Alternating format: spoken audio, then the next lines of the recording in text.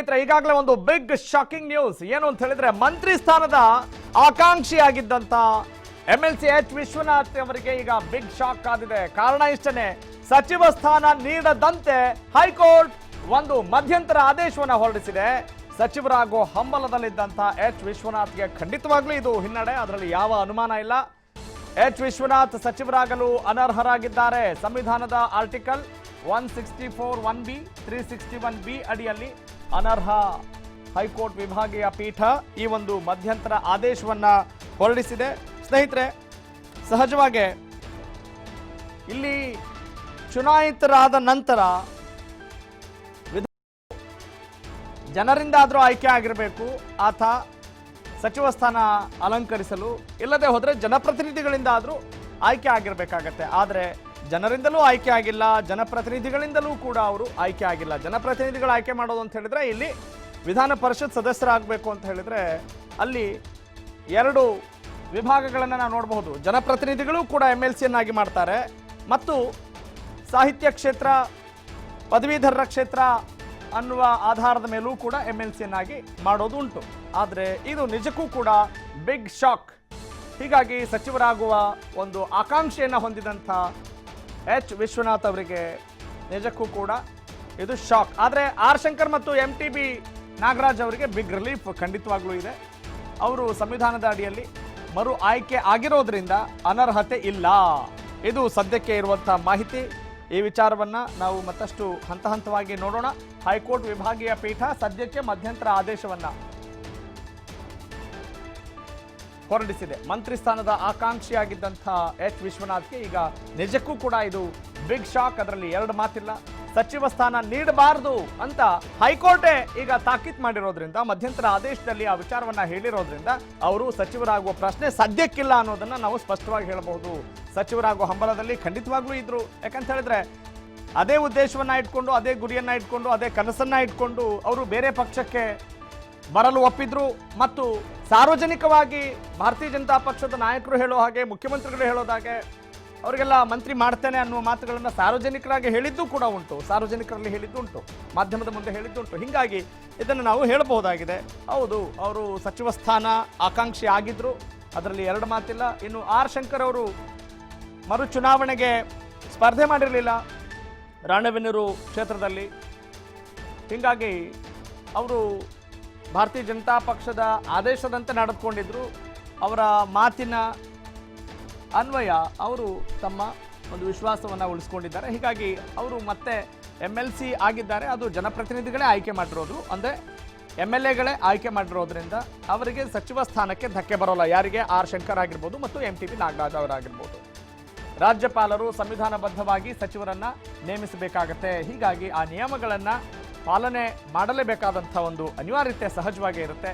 ಹೀಗಾಗಿ ಸದ್ಯಕ್ಕೆ ಎಚ್ ವಿಶ್ವನಾಥ್ ಅವರನ್ನ ಸಚಿವ ಸ್ಥಾನಕ್ಕೆ ಅಲಂಕರಿಸುವಂತಿಲ್ಲ. ಎಚ್ ವಿಶ್ವನಾಥ್ ಅವರ ಅನರ್ಹತೆಯನ್ನ ಸದ್ಯಕ್ಕೆ ಪರಿಗಣಿಸಬೇಕು ಅನ್ನೋದು ನಮಗೆ ಸದ್ಯಕ್ಕೆ ಸಿಗ್ತಾ ಇರುವಂತ ಮಾಹಿತಿ. ಸ್ನೇಹಿತರೆ, ಇದೀಗ ಬಂದಂತಹ ಬಿಗ್ ಬ್ರೇಕಿಂಗ್ ನ್ಯೂಸ್ ಅಂತ ಖಂಡಿತವಾಗ್ಲೂ ಹೇಳ್ಬೋದು. ಯಾಕಂತ ಹೇಳಿದ್ರೆ ಮಂತ್ರಿ ಸ್ಥಾನ ಎಲ್ಲ ಮಂತ್ರಿ ಆಗ್ಬಿಡ್ತೀವಿ, ಭಾರತೀಯ ಜನತಾ ಪಕ್ಷದವ್ರು ಏನ್ ಹೇಳ್ತಾರೆ, ಹೈಕಮಾಂಡ್ ಏನ್ ಹೇಳುತ್ತೆ ಮಾಡ್ಬಿಡ್ಬೋದು ಅಂತಿದ್ರು. ಆದ್ರೆ ಆ ಹೈಕಮಾಂಡ್ಗೂ ಹೈಕಮಾಂಡ್ ಅಂತ ಹೇಳಿದ್ರೆ ಉಚ್ಚ ನ್ಯಾಯಾಲಯ. ಹೀಗಾಗಿ ಹೈಕೋರ್ಟ್ ಮಧ್ಯಂತರ ಆದೇಶದ ಅನ್ವಯ ರಾಜ್ಯಪಾಲರು ಸಂವಿಧಾನಬದ್ಧವಾಗಿ ಸಚಿವರನ್ನ ನೇಮಕ ಮಾಡಬೇಕಾಗತ್ತೆ. ಹೀಗಾಗಿ ಈ ನೇಮಕ ವಿಚಾರದಲ್ಲಿ ತೊಡಕುಂಟಾಗತ್ತೆ ಎಚ್ ವಿಶ್ವನಾಥ್ ಅವರನ್ನ ಸಚಿವರನ್ನಾಗಿ ಪರಿಗಣಿಸಲು ಹೋದರೆ ಅನ್ನೋದು ಇಲ್ಲಿ ಸ್ಪಷ್ಟವಾದಂಥ ವಿಚಾರ.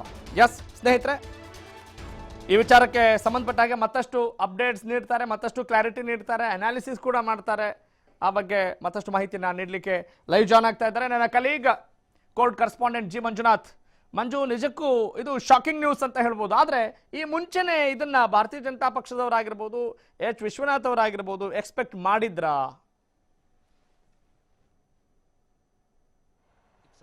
ಒಂದು ಸರ್ಕಾರ ರಚನೆಗೆ ಕಾಂಗ್ರೆಸ್ ಮತ್ತು JDSನಲ್ಲಿದ್ದಂಥ ಹಲವು ಶಾಸಕರು ಮತ್ತು ಸಚಿವರು ತಮ್ಮ ಸ್ಥಾನಕ್ಕೆ ರಾಜೀನಾಮೆ ನೀಡಿ ಏನು BJPಗೆ ಸೇರಿಕೊಂಡಿದ್ರು. ಅದರಲ್ಲೂ ಕೂಡ ವಿಶ್ವನಾಥ್ ಆಗಿರ್ಬೋದು, MTB ನಾಗರಾಜ್ ಮತ್ತು R ಶಂಕರ್ ಏನು ಕಾಂಗ್ರೆಸ್ ಮತ್ತು JDS ನೇತೃತ್ವದ ಸಮ್ಮಿಶ್ರ ಸರ್ಕಾರದಲ್ಲಿ ಸಚಿವರು ಆಗಿದ್ರು ಕೂಡ ಏನು ಅಲ್ಲಿರುವಂಥ ಅಸಮಾಧಾನವನ್ನು ಅಂದರೆ ಪಕ್ಷಗಳ ವಿರುದ್ಧ ಮತ್ತು ತಮ್ಮ ಸಮ್ಮಿಶ್ರ ಸರ್ಕಾರದ ವಿರುದ್ಧ ರೊಚ್ಚಿಗೆದ್ದು ಏನು BJPಯ ಒಂದು ನಾಯಕರ ಜೊತೆ ಮಾತುಕತೆ ಮೂಲಕ ಏನು ಬಾಂಬೆಗೆ ತೆರಳ್ತಾರೆ. ಈ ಸಂದರ್ಭದಲ್ಲಿ ಕಾಂಗ್ರೆಸ್ ಮತ್ತು JDS ನಾಯಕರು ಸ್ಪೀಕರ್ಗೆ ಒಂದು ದೂರನ್ನು ನೀಡ್ತಾರೆ. ಇವ್ರನ್ನ ಅನರ್ಹ ಮಾಡಬೇಕು ಅಂತೇಳಿ ಸುಮಾರು 17 ಶಾಸಕರನ್ನು ಸ್ಪೀಕರ್ ಈ ಒಂದು ದೂರುಗಳನ್ನು ಪರಿಶೀಲನೆ ನಡೆಸಿ ಈ ಎಲ್ಲ 17 ಶಾಸಕರನ್ನು ಅನರ್ಹತೆಗೊಳಿಸಿ ಒಂದು ಆದೇಶವನ್ನು ನೀಡಿರ್ತಾರೆ. ಹೀಗಾಗಿ ಈ ಒಂದು ಸ್ಪೀಕರ್ ಅವರ ಆದೇಶವನ್ನು ಪ್ರಶ್ನಿಸಿ ಎಲ್ಲ ಅನರ್ಹ ಶಾಸಕರು ಸುಪ್ರೀಂ ಕೋರ್ಟ್ನಲ್ಲಿ ಒಂದು ಅರ್ಜಿಯನ್ನು ಸಲ್ಲಿಸಿರ್ತಾರೆ. ಅರ್ಜಿ ವಿಚಾರಣೆ ನಡೆಸಿದಂಥ ಸುಪ್ರೀಂ ಕೋರ್ಟು ಸ್ಪೀಕರ್ ಅವರ ಏನು ಈ ಎಲ್ಲ 17 ಶಾಸಕರನ್ನು ಅನರ್ಹತೆ ಮಾಡಿರೋದನ್ನು ಎತ್ತಿ ಹಿಡಿದು ಒಂದು ಆದೇಶವನ್ನು ನೀಡಿರ್ತಾರೆ. ಅದ್ರ ಜೊತೆಗೆ ಏನು ಸ್ಪೀಕರ್ ಅವರು ಅನರ್ಹತೆ ಮಾಡಿರೋದು ಅದು ಸರಿಯಾಗಿದೆ, ಜೊತೆಗೆ ಆ ಒಂದು ಆದೇಶವನ್ನು ಪಾಲಿಸಬೇಕು ಅನ್ನೋ ಒಂದು ಆದೇಶವನ್ನು ಸುಪ್ರೀಂ ಕೋರ್ಟ್ ನೀಡಿರುತ್ತೆ. ಹೀಗಾಗಿ ಏನು ಜೊತೆಗೆ ಇಲ್ಲಿ ಪ್ರಮುಖವಾಗಿ ಒಂದು ಸೂಚನೆಯನ್ನು ನೀಡಿರುತ್ತೆ. ಇವರು ಮರು ಆಯ್ಕೆ ಆದರೆ ಮಾತ್ರ ಇವರಿಗೆ ಸಚಿವ ಸ್ಥಾನ ಅಥವಾ ಲಾಭದಾಯಕ ಹುದ್ದೆ ನೀಡಬೇಕು ಅನ್ನೋ ಒಂದು ಸೂಚನೆಯನ್ನು ಸುಪ್ರೀಂ ಕೋರ್ಟ್ ತನ್ನ ಆದೇಶದಲ್ಲಿ ಉಲ್ಲೇಖಿಸಿರುತ್ತೆ. ಹಾಗಾಗಿ ಇವರಿಗೆ ಸಚಿವ ಸ್ಥಾನ ಆಗಬೇಕಾದ್ರೆ ಮತ್ತೆ ಇವರು ಚುನಾವಣೆಗಳಲ್ಲಿ ಸ್ಪರ್ಧಿಸಿ ಮತ್ತೆ ಆಯ್ಕೆ ಆಗಬೇಕಾದ ಅನಿವಾರ್ಯತೆ ಕೂಡ ಎದುರಾಗಿರುತ್ತೆ. ಆದರೆ ಇಲ್ಲಿ ಪ್ರಮುಖವಾಗಿ ಏನು ವಿಶ್ವನಾಥ್ ಏನಿದ್ದಾರೆ ಅವರು ರಾಜ್ಯ ಸರ್ಕಾರ ಅವರನ್ನು ಸಾಹಿತ್ಯ ಕ್ಷೇತ್ರದಿಂದ ಏನು ವಿಧಾನ ಪರಿಷತ್ ಸದಸ್ಯರನ್ನಾಗಿ ಅವರನ್ನು ಮತ್ತೆ ಸಚಿವರನ್ನಾಗಿ ಮಾಡೋದಕ್ಕೆ BJP ನಾಯಕರು ಮತ್ತು CM ಯಡಿಯೂರಪ್ಪ ಅವರು ನಿರ್ಧಾರ ಮಾಡಿರ್ತಾರೆ. ಆ ಹಿನ್ನೆಲೆಯಲ್ಲಿ ಇವರಿಗೆ ಸಾಹಿತ್ಯ ಕ್ಷೇತ್ರದಿಂದ ಒಂದು MLC ಆಗಿ ಆಯ್ಕೆ ಮಾಡ್ತಾರೆ. ಆದರೆ ಈ R ಶಂಕರ್ ಮತ್ತು MTB ನಾಗರಾಜ್ಗೆ ಏನು ಶಾಸಕರಿಂದ ಅಂದರೆ ವಿಧಾನಸಭೆಯಿಂದ ಶಾಸಕರ ಒಂದು ಮತದಾನದ ಮೂಲಕ ಇವರನ್ನು ವಿಧಾನ ಪರಿಷತ್ಗೆ ಆಯ್ಕೆ ಮಾಡಿರ್ತಾರೆ. ಆದರೆ ಈ ಒಂದು ಪ್ರಕ್ರಿಯೆಯಲ್ಲಿ ಏನು ವಿಶ್ವನಾಥ್ ಅವರು ಸಾಹಿತ್ಯ ಕ್ಷೇತ್ರ ಆಯ್ಕೆ ಆಗಿರ್ತಾರೆ.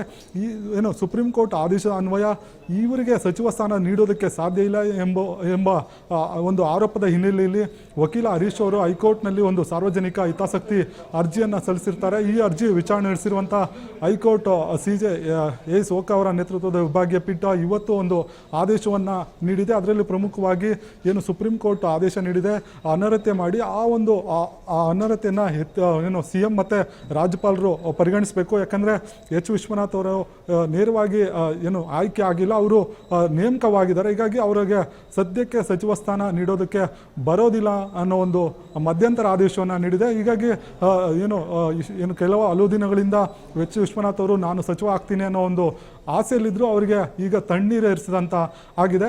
ಹೀಗಾಗಿ ಜೊತೆಗೆ ಇಲ್ಲಿ MTB ನಾಗರಾಜ್ ಮತ್ತು R ಶಂಕರ್ ಏನಿದ್ದಾರೆ ಅವರಿಗೆ ಏನು ಸಚಿವರ ಸ್ಥಾನ ಮಾಡೋದಕ್ಕೆ ಯಾವುದೇ ಅಡ್ಡಿ ಇಲ್ಲ ಅನ್ನೋ ಒಂದು ಮಧ್ಯಂತರ ಆದೇಶವನ್ನು ಕೂಡ ಹೈಕೋರ್ಟ್ ನೀಡಿರುವಂಥ. ಹೀಗಾಗಿ ಸಚಿವ ಸ್ಥಾನದ ಏನು ನಿರೀಕ್ಷೆಯಲ್ಲಿದ್ದಂಥ ವಿಶ್ವನಾಥ್ಗೆ ಭಾರಿ ನಿರಾಸೆ ಆಗಿದೆ ಅಂತ ಹೇಳ್ಬೋದು ರಾಘವ್ ಸೂರ್ಯ. ಓಕೆ, ಈಗ ಮಂಜು ಇಂಟರಿಮ್ ಮ್ಯಾಂಡೇಟ್ ಆಗಿರೋದ್ರಿಂದ ಅಥವಾ ಇಂಟರಿಮ್ ಆರ್ಡರ್ ಇದಾಗಿರೋದ್ರಿಂದ ಮುಂದೆ ಬೇರೆ ಏನಾದರೂ ನಿರೀಕ್ಷೆ ಮಾಡ್ಲಿಕ್ಕೆ ಸಾಧ್ಯವಾ? ಅಥವಾ ವಿಶ್ವನಾಥ್ ಅವರಿಗೆ ಸಚಿವ ಸ್ಥಾನದ ಆಕಾಂಕ್ಷೆಗೆ ಪೂರಕವಾದಂಥ ಅಂಶಗಳನ್ನು ಅವರು ಮುಂದಿನ ಹಂತದಲ್ಲಿ ಕಾನೂನು ಹೋರಾಟ ಮಾಡಲಿಕ್ಕೆ ಏನಾದರೂ ಅವಕಾಶ ಇದೆಯಾ? Is it possible?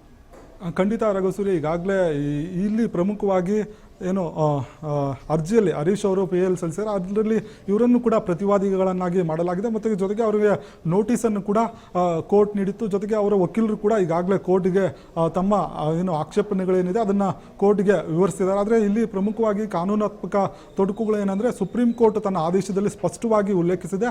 ಹಾಗಾಗಿ ಆದೇಶವನ್ನು ಪಾಲಿಸಬೇಕಾದಂಥ ಅನಿವಾರ್ಯತೆ ಏನು ಸ್ಪೀಕರ್ ಅವರು ಆದೇಶ ಏನಿತ್ತು ಅನರ್ಹತೆಗೊಳಿಸಿದ್ರು ಅದು ಇಲ್ಲಿ ಏನು ಸಚಿವ ಸ್ಥಾನಕ್ಕೆ ತನ್ನ ಆಸೆಯನ್ನು ಏನು ಇಟ್ಕೊಂಡಿದ್ರು ವಿಶ್ವನಾಥ್ ಅವರು ಅದಕ್ಕೆ ಎಲ್ಲೋ ಒಂದು ಕಡೆ ಅಡ್ಡಿ ಆಯಿತು ಅನ್ನೋ ಒಂದು ಅಡ್ಡಿ ಆಗಿರೋದು. ಜೊತೆಗೆ ಈಗ ತಮ್ಮ ವಾದವನ್ನು ಮಂಡಿಸಬೇಕಾದ್ರೆ ಯಾಕೆ ತಮ್ಮನ್ನು ಸಚಿವರನ್ನಾಗಿ ಮಾಡಬೇಕು ಅನ್ನೋ ವಾದವನ್ನು ವಿಶ್ವನಾಥ್ ಪರ ವಕೀಲರು ವಾದ ಮಂಡಿಸಲಿದ್ದಾರೆ. ಜೊತೆಗೆ ಇದು ಕೇವಲ ಮಧ್ಯಂತರ ಆದೇಶ ಆಗಿದ್ದು ಕೋರ್ಟ್ ಮುಂದೆ ಈ ಅರ್ಜಿಯನ್ನು ಯಾವ ರೀತಿ ಏನು ವಿಚಾರಣೆ ನಡೆಸುತ್ತೆ, ನಂತರ ಯಾವ ರೀತಿ ಆದೇಶಗಳನ್ನು ನೀಡುತ್ತೆ ಅನ್ನೋದು ಕೂಡ ಇಲ್ಲಿ ಪ್ರಶ್ನೆ ಮೂಡಿರುವಂಥದ್ದು ರಾಘವ್ ಸೂರ್ಯ. ಹಾಗಾಗಿ ಏನು ಸದ್ಯಕ್ಕೆ ಏನು ವಿಶ್ವನಾಥ್ ಅವರಿಗೆ ಸಚಿವ ಸ್ಥಾನ ತುಂಬಾ ದೂರನೇ ಅಂತ ಹೇಳ್ಬೋದು ರಾಘವ್ ಸೂರ್ಯ. ಓಕೆ, ಹಾಗಾದ್ರೆ ಇವರು ಮುಂದಿನ ಹೋರಾಟ ಮಾಡಬೇಕು ಅಂತ ಹೇಳಿದ್ರು ಕೂಡ ಈಗ ಇಲ್ಲಿ ಜನಪ್ರತಿನಿಧಿಗಳಿಂದನೂ ಆಯ್ಕೆ ಆಗಿರದ ಜನರಿಂದನೂ ಆಯ್ಕೆ ಆಗಿರೋದಂಥ ಒಬ್ಬ ಸದಸ್ಯ ಅದು ವಿಧಾನ ಪರಿಷತ್ ಸದಸ್ಯ ಆಗಿರುವಂಥವರಿಗೆ ಯಾವುದಾದ್ರೂ ಅವಕಾಶ ಇರಬಹುದು ಅಂತ ಹುಡುಕಾಟ ನಡೆಸಲಿಕ್ಕೆ ಏನಾದರೂ ಪೂರಕವಾದಂಥ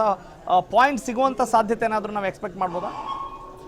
ಖಂಡಿತ ಇಲ್ಲ ರಘು ಸೂರ್ಯ, ಯಾಕಂದರೆ ಸುಪ್ರೀಂ ಕೋರ್ಟ್ ತನ್ನ ಆದೇಶದಲ್ಲಿ ಕ್ಲಿಯರ್ ಆಗಿ ಹೇಳಿದೆ, ಜನರಿಂದ ಮರು ಆಯ್ಕೆ ಆದರೆ ಮಾತ್ರ ಅಥವಾ ಮರು ಆಯ್ಕೆ ಆದರೆ ಮಾತ್ರ ಇವರಿಗೆ ಸಚಿವ ಸ್ಥಾನ ನೀಡಬೇಕು ಅನ್ನೋ ಒಂದು ಸ್ಪಷ್ಟವಾದಂಥ ಆದೇಶವನ್ನು ನೀಡಿರುವಂಥದ್ದು. ಹಾಗಾಗಿ ಇವರು ಏನು ಎಚ್ ವಿಶ್ವನಾಥ್ ನಾಮನಿರ್ದೇಶನ ಆಗಿರುವಂಥದ್ದು. ಹಾಗಾಗಿ ಅವರಿಗೆ ಜನರಿಂದ ಆಗಲಿ ಅಥವಾ ಶಾಸಕಾಂಗ ಸಭೆಯಿಂದ ಅಥವಾ ಶಾಸನ ಸಭೆಯಿಂದ ವಿಧಾನಸಭೆಯಿಂದ ಅವರು ಆಯ್ಕೆ ಆಗಿಲ್ಲ. ಹಾಗಾಗಿ ಇವರಿಗೆ ಸಚಿವ ಸ್ಥಾನ ಸಿಗೋದು ಬಹುತೇಕ ಡೌಟ್ ಅನ್ಬೋದು. ಯಾಕಂದರೆ ಮತ್ತೆ ಇವರು ಚುನಾವಣೆಗೆ ಸ್ಪರ್ಧಿಸಿ ಅಲ್ಲಿಂದ ಆಯ್ಕೆ ಆದರೆ ಮಾತ್ರ ಎಚ್ ವಿಶ್ವನಾಥ್ಗೆ ಒಂದು ಸಚಿವ ಸ್ಥಾನ ಸಿಗೋದು. ಅಲ್ಲಿವರೆಗೂ ಕೂಡ ಅವರು ಸಚಿವರಾಗೋದಕ್ಕೆ ಈ ಹೈಕೋರ್ಟ್ ಮತ್ತು ಸುಪ್ರೀಂ ಕೋರ್ಟ್ ಆದೇಶಗಳು ಅಡ್ಡಿಯಾಗಿರುವಂಥದ್ದು. ಜೊತೆಗೆ ಏನು MTB ನಾಗರಾಜ್ ಆಗಿರ್ಬೋದು ಮತ್ತು ಆರ್ ಶಂಕರ್ ಅವರಿಗೆ ಒಂದು ಸಚಿವ ಸ್ಥಾನ ಸಿಗೋದಕ್ಕೆ ಎಲ್ಲಿ ಅವ್ರಿಗೂ ಈ ಒಂದು ಅರ್ಜಿ ಸಾಕಷ್ಟು ತೊಡಕುಗಳನ್ನು ಅಡ್ಡಿ ಆಗಿತ್ತು. ಆದರೆ ಅವರು ಶಾಸಕರಿಂದ ಆಯ್ಕೆ ಆಗಿರುವ ಹಿನ್ನೆಲೆಯಲ್ಲಿ ಅವರನ್ನು ಸಚಿವ ಸ್ಥಾನಕ್ಕೆ ಪರಿಗಣಿಸುವ ಸಾಧ್ಯತೆಗಳು ಹೆಚ್ಚಿರುವಂಥದ್ದು. ಹಾಗಾಗಿ ಕೋರ್ಟ್ ಕೂಡ ಆ ಒಂದು ಏನು ಈ ಇಬ್ಬರಿಗೂ ಕೂಡ ಯಾವುದೇ ರೀತಿ ಸಚಿವರನ್ನಾಗಿ ನೇಮಕ ಮಾಡೋದಕ್ಕೆ ಅಥವಾ ಯಾವುದೇ ಒಂದು ಆದೇಶಗಳನ್ನು ಕೂಡ ನೀಡದೇ ಇರುವಂಥದ್ದು. ಹೀಗಾಗಿ ಎಲ್ಲ ಒಂದು ಕಡೆ MTB ನಾಗರಾಜ್ ಮತ್ತು ಆರ್ ಶಂಕರ್ಗೆ ತಮ್ಮ ಸಚಿವರಾಗ್ತೀವಿ ಅನ್ನೋ ಒಂದು ಆಸೆ ಇತ್ತು. ಅವರಿಗೆ ಎಲ್ಲ ಒಂದು ಕಡೆ ಗ್ರೀನ್ ಸಿಗ್ನಲ್ ಸಿಕ್ಕಿದೆ. ವಿಶ್ವನಾಥ್ ಅವರಿಗೆ ನಿಜಕ್ಕೂ ಕೂಡ ಈ ಮುಂದಿನ ಒಂದು ಏನು ವಿಧಾನಸಭೆ ಚುನಾವಣೆ ಆಗಿರ್ಬೋದು ಅಥವಾ ಜನರಿಂದ ನಡೆಯುವಂಥ ಯಾವುದೇ ಚುನಾವಣೆಗಳಲ್ಲಿ ಅವರು ಗೆದ್ದರ ನಂತರವಷ್ಟೇ ಅವರಿಗೆ ಸಚಿವ ಸ್ಥಾನ ಸಿಗುವಂಥದ್ದು. ಓಕೆ, ಹಾಗಾದ್ರೆ ಆವಾಗ ಮಾತ್ರ ಅವ್ರಿಗೆ ಅವಕಾಶ ಇದೆ ಅಂತ ನೀವು ಹೇಳ್ತಾ ಇದ್ದೀರಿ. ಮತ್ತು ಈಗ ಆರ್ಟಿಕಲ್ಸ್ ಬಗ್ಗೆ ನಾವು ಮಾತನಾಡೋದಾದ್ರೆ ಆರ್ಟಿಕಲ್ ಏನು ಸ್ಪಷ್ಟವಾಗಿ ಹೇಳುತ್ತೆ ಅಂದ್ರೆ ಸಂವಿಧಾನದ ಆರ್ಟಿಕಲ್ 164 1B 361B ಅದು ಏನನ್ನ ನಮೂದಿಸುತ್ತೆ ಅಂತ ಒಂದಿಷ್ಟು ಅವೇರ್ನೆಸ್ ಕ್ರಿಯೇಟ್ ಮಾಡ್ಬೋದಾ?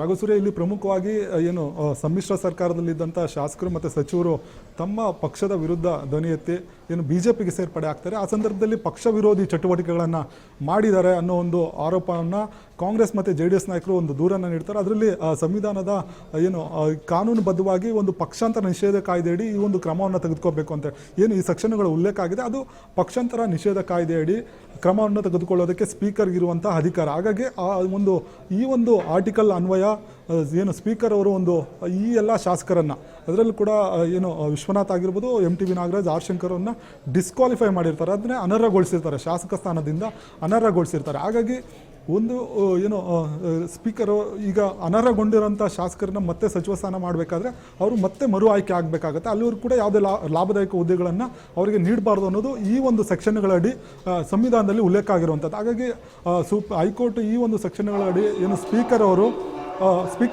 ರಾಜ್ಯಪಾಲರು ಇದನ್ನು ಪರಿಗಣಿಸಬೇಕು ಮತ್ತು CM ಅವರು ಇದನ್ನು ಪರಿಗಣಿಸಬೇಕು ಅನ್ನೋ ಒಂದು ಆದೇಶವನ್ನು ನೀಡಿರೋ ಹಿನ್ನೆಲೆಯಲ್ಲಿ ಈಗ ಸಚಿವ ಸ್ಥಾನ ನೀಡೋದಕ್ಕೆ ಅಂದರೆ ಜನರಿಂದ ಆಯ್ಕೆ ಆಗದ ಹಿನ್ನೆಲೆಯಲ್ಲಿ ಇವರಿಗೆ ಸಚಿವ ಸ್ಥಾನ ನೀಡಬಾರ್ದು ಅನ್ನೋ ಒಂದು ಆದೇಶವನ್ನು ನೀಡಿರುವಂಥದ್ದು.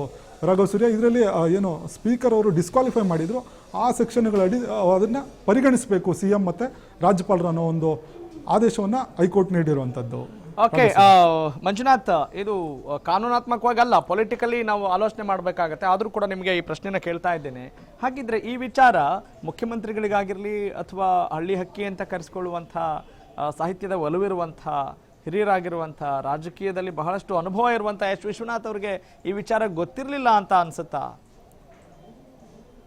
ರಘು ಸೂರ್ಯ, ಏನು ಇವರನ್ನು ವಿಧಾನ ಪರಿಷತ್ಗೆ ನೇಮಕ ಮಾಡಬೇಕಾದ್ರೆ, ನಾಮನಿರ್ದೇಶನ ಮಾಡಬೇಕಾದ್ರೆ CM ಯಡಿಯೂರಪ್ಪ ಅವರು ಸಾಕಷ್ಟು ಕಾನೂನು ಸಲಹೆಗಳನ್ನು ತೆಗೆದುಕೊಂಡಿದ್ರು. ಅದ್ರ ಜೊತೆಗೆ ಅಡ್ವೊಕೇಟ್ ಜನರಲ್ ಅವರನ್ನು ಕೂಡ ಭೇಟಿಯಾಗಿ ಇವರನ್ನು ವಿಧಾನ ಪರಿಷತ್ಗೆ ಆಯ್ಕೆ ಮಾಡಿ ಇವರನ್ನು ಸಚಿವ ಸ್ಥಾನಕ್ಕೆ ಮಾಡ್ಬೋದಾ ಅನ್ನೋ ಒಂದು ಸಚಿವರನ್ನಾಗಿ ಮಾಡ್ಬೋದಾ ಅನ್ನೋ ಒಂದು ಏನು ಪ್ರಶ್ನೆ ಉದ್ಭವ ಆಗುತ್ತೆ. ಆ ಸಂದರ್ಭದಲ್ಲಿ ಸಾಕಷ್ಟು ಕಾನೂನು ಸಲಹೆಗಳು ಮತ್ತು ಸುಪ್ರೀಂ ಕೋರ್ಟ್ನ ಆದೇಶ ಏನಿದೆ ಎಲ್ಲವನ್ನೂ ಕೂಲಂಕುಷವಾಗಿ ಏನು BS ಯಡಿಯೂರಪ್ಪ ಅವರು ಒಂದು ಪರಿಶೀಲನೆ ನಡೆಸ್ತಾರೆ. ಅದ್ರ ಜೊತೆಗೆ ಏನು ವಿಶ್ವನಾಥ್ ಅವರು ಕೂಡ ತಮ್ಮ ವಕೀಲರ ಮೂಲಕ ಸಾಕಷ್ಟು ಕಾನೂನು ಸಲಹೆಗಳನ್ನು ಪಡ್ಕೊಂಡಿರ್ತಾರೆ. ಆದ್ರೂ ಕೂಡ ಎಲ್ಲ ಒಂದು ಕಡೆ ಇದನ್ನು ಯಾರು ಕೂಡ ಪ್ರಶ್ನೆ ಮಾಡೋದಿಲ್ಲ. ಬ್ಲಂಡರ್ ಅನ್ಸುತ್ತಾ, ಇದು ಕೇರ್ಲೆಸ್ ಮಿಸ್ಟೇಕ್ ಅಂತ ಅನ್ಸುತ್ತಾ ಅವರ ಕಡೆಗೆ? ನಾವು ಕೇರ್ಲೆಸ್ ಅಥವಾ ಬ್ಲೆಂಡರ್ ಅನ್ನೋದಕ್ಕಿಂತ ಅವರು ತಮ್ಮ ವಕೀಲರು ಮತ್ತು ತಮ್ಮ ಏನು ಸಲಹೆಗಾರ ಇರ್ತಾರೆ ಅವ್ರ ಮೂಲಕ ಒಂದಷ್ಟು ಸಲಹೆಗಳನ್ನು ಪಡ್ಕೊಂಡಿದ್ರು. ಅದರಲ್ಲಿ MTB ನಾಗರಾಜ್ ಮತ್ತು ಆರ್ ಶಂಕರ್ ಅವರ ಒಂದು ಏನು ನಡೆ ಏನಿದೆ. Got it. ಥ್ಯಾಂಕ್ ಯು ಮಂಜು ತಮ್ಮೆಲ್ಲ ಮಾಹಿತಿಗಾಗಿ.